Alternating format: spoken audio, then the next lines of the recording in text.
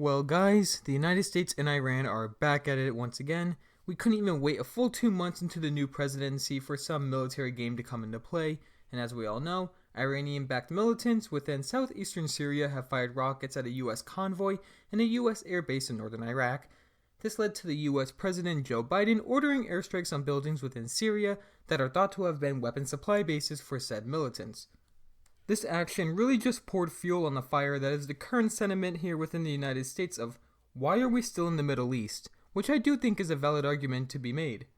For my entire life at least, the United States has been conducting its war on terror in the region, and we frankly aren't seeing any major signs of this conflict ending. Matter of fact, aspects of terrorism have actually worsened since American involvement in the region. On top of that, average US American citizens don't really get any sort of positive from our current military involvement within the Middle East, other than, slightly cheaper oil prices due to our relationship with a few geopolitical allies in the region. Unless you're a major investor in something like Boeing, Lockheed Martin, Raytheon, and any other major weapons manufacturer under the military industrial complex, then you're not exactly getting any sort of benefits from this situation. And in recent years, we have basically shifted gears towards what we think is a necessary issue to tackle both domestically and globally, where terrorism and war really are no longer seen as top issues to be addressed. People want implementations like universal health care, cheaper affordable housing, rerouting tax dollars towards greener energy to combat global warming, the biggest risk currently to our country and the planet. Americans are frankly getting tired of all this war stuff, and I honestly get it. People are tired of seeing our time, money, and energy being spent on combating groups that don't particularly have an effect on us here at home. And as I said before, the United States has been militarily involved in the Middle East and South Central Asia for 2 decades now, and the original goals have barely been met at all. Terrorism has yet to be defeated. In fact, many areas of terrorism have actually grown to be quite larger, and I'll actually cover that in a separate video because I can go on all day about it. And exporting democracy, the main staple behind every intervention by the United States, hasn't really been kept up to par. Yes, generally, the population of Iraq and Afghanistan have stronger support for their current governments compared to the pre-US invasion ones, but the current governments are still far from stable and can barely last on their own without large amounts of political and military aid from external powers. So let's look at this from a geopolitical point of view as well. We gotta be fair and all.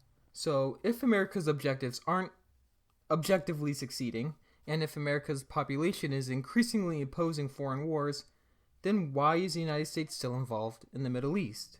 Well, let's start off with an example.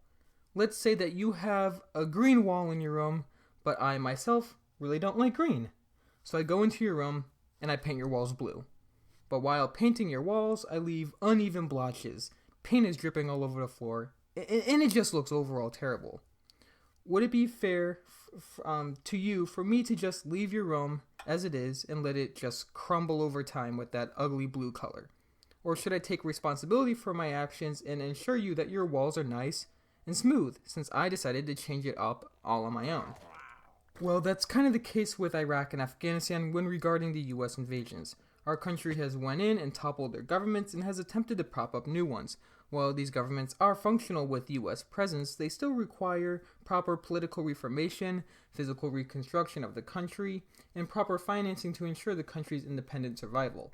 But the problem is, we have not been doing this too properly. We have tended to approach issues with blatant military force, and it's simply gotten a simultaneous militaristic response from groups like the Taliban in Afghanistan and ISIS and Hezbollah in Iraq. And to be fair, the United States has created new approaches when dealing with our problems in these two countries. We have maintained more strategic coordinated strikes and have also increased dialogue and cooperation with numerous groups in the region such as the Taliban, which has decreased some level of conflict, at least on our end. It's a relatively new strategy being used by the United States, and I have actually done a video explaining the recent peace talks with the Taliban a little bit ago, and I will link that video in the description if you do want to see that. While there have been new and quite effective strategies that the United States has used in these two countries, most notably in Iraq, there is still this extremely heavy stigma that holds when discussing U.S. military policy. And like I said before, it honestly makes sense. These wars have been going on for 20 years now, and people are honestly just tired of it. But being tired of it does not mean that we shouldn't be accountable for cleaning up our messes. You, me, and everyone in this country hold some sort of degree of responsibility for cleaning up these messes, because we are in fact the ones who voted for the politicians that have taken part in these wars.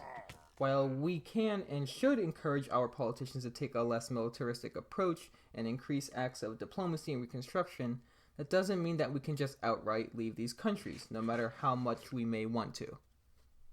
Former President Barack Obama has attempted this back in 2014 with his withdrawal from Iraq, in which we left too prematurely before any sort of post-war reconstruction was finished, thus giving ISIS the opportunity to rise and conquer much of Iraq and Syria without any major opposition such as the United States. This near topple of Iraq by ISIS only led to U.S. forces returning once again in 2017 and to spend the next 4 years until now fighting this new war. If we didn't leave too prematurely back in 2014, and rather continue to help rebuild Iraq, this whole ISIS situation could have been shut down faster or just outright avoided. So if we repeat this process again in 2021, then expect us to be back in the region with an even bloodier conflict a few years down the road from now. We kind of went on a little tangent there about this whole geopolitical stuff, but hey, that's a topic that people seem to be ignoring when discussing this whole Biden striking Syria situation. You're probably wondering what my opinion is on the strike itself, minus all that geopolitical shit. I more just think of it as, just eh. You know, some group doesn't like that we are nearby and possibly felt threatened, and they sent some missiles to a US base, and the US base felt threatened, so they simply just retaliated back, you know. The pretty frequent and obvious pattern of any sort of warfare, regardless of the country or group.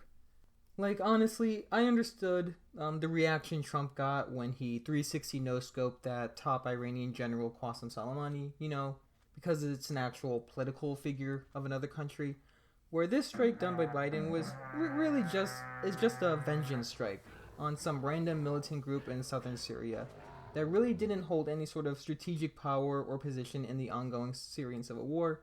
So it's not an action to, quote-unquote, drag us into another war. So yeah, I do think people are pretty much overblowing this situation, but then again, people are just tired of all the war shit too. Really it's just a lose-lose situation in terms of politics for the United States. That about sums up the video. Please be sure to like and subscribe if you enjoyed the video. Leave your thoughts on this situation down below in the comments. Be sure to also follow us on Instagram at Powerful Countries, where we post daily maps and charts relating to the world's militaries. And life lesson number 4 from Exeter. Please don't continuously pull out of countries and returning to them, thus repeating a never-ending war process while simultaneously having extremely polarizing politicians that further divide your citizens, then making stagnant and varied complaints about your actions, thus leading to your government being stuck in this continuous lose-lose scenario with every action they take. And see you guys soon.